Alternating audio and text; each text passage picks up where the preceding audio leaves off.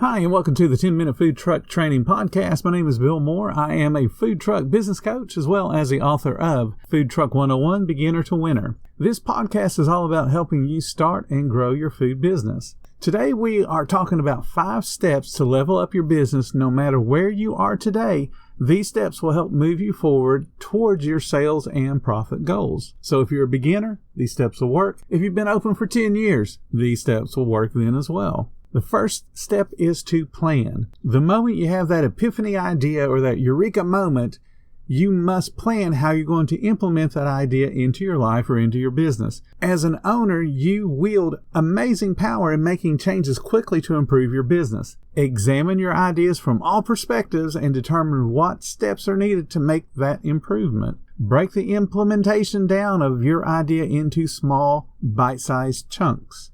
List those bite-sized chunks in a logical manner with time goals.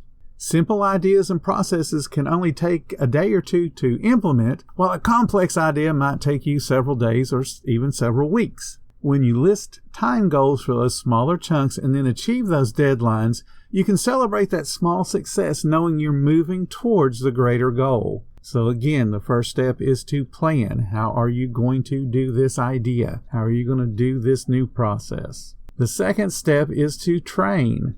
That's going to be to train yourself or to train your staff on the new idea or the new procedure or the new product that you're doing. You have to train. And remember the training steps that we talked about earlier this year. We use the word STAR, S-T-A-R, to help us remember how to train. The S is for show. We're going to show somebody, physically show them how to do something. We are going to tell them while we're showing them so that they can understand the little intricacies of the project that we're doing. Then we're going to allow the trainee to try the new procedure, the new product. And while they're trying it, we're going to respond and redirect to what their actions are to help them improve and get faster or to get better. Everyone on the food truck must be on the same page when you start a new idea or a new procedure in order for that to succeed. Folks are a whole lot more inclined to show support for change when the new process is explained and then trained to them. If you explain the why behind whatever you're getting ready to do, people will buy into it if the why makes sense. People hate change just for change's sake. Oh, let's rearrange this shelf just because. That annoys people. But if you rearrange the shelf and have a logical reason for why you're putting the products in a different position from where they originally were, the staff will buy into it and go, hey, that's a good idea.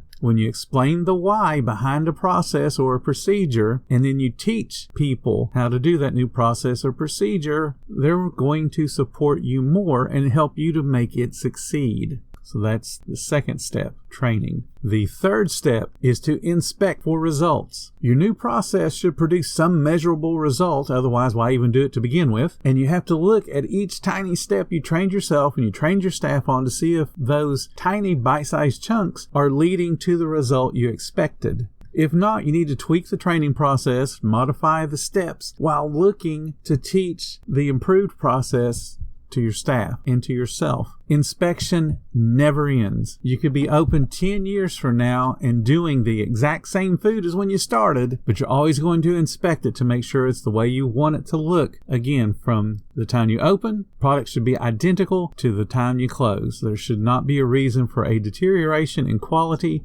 or service just because of the time of day. All of this is part of being a great leader is to inspect what you expect. That's step number 3. Step number 4 is to reflect on the process and the results. Are you achieving what you expected this new change to deliver? Are you getting the sales increase you expected? Are you able to produce faster, better service? Are you able to cook something quicker? Whatever the idea was, is it achieving the change and the improvement you expected? So look at your idea and ask yourself, does it improve sales? And does it improve profits? Every decision you make in your food business must answer those 2 questions in a positive way. If not, you need to scrap the idea or modify it and continue to modify it until it increases sales and increases profits. Anything else is just a waste of effort. Starting a brand new product and have people try it is awesome. But if they don't increase the number of times they come back to visit with you, you haven't gained anything other than taking up more space on a shelf. Anytime a new product is started, it must bring in new people, or it must encourage the current people you have to eat with you more frequently. If it doesn't do those two things, you don't need to start that new product. Cannibalizing your sales is not a good thing because the people are going to come eat with you anyway. So you want to reflect on the process and the procedure, and is it actually achieving what you wanted it to achieve?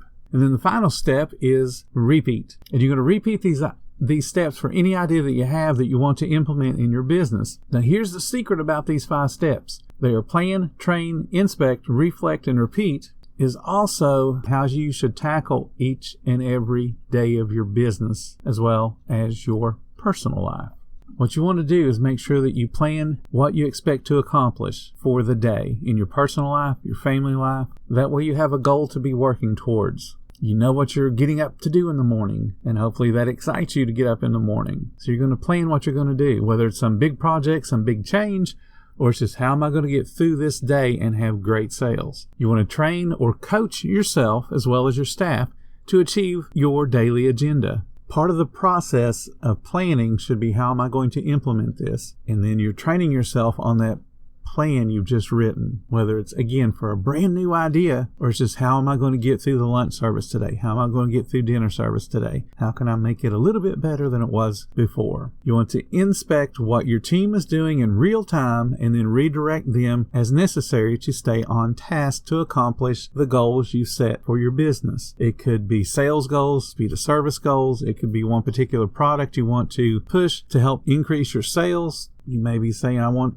to have a goal of selling 15 desserts today, so let's get out there and do that. So you're going to remind the team in service, hey, don't forget to suggest to sell desserts. You want to coach them through the process. You're going to inspect their results in real time. At the end of the day, you want to reflect on what was great, but also what needed improvement. The improvement list is going to be part of your plan for tomorrow. Remember, we want to be 1% better today than we were yesterday. When you stack 1% on top of 1% on top of 1% improvement, and you do that day after day after day, that adds up to a massive number over the course of a year, only being 1% better.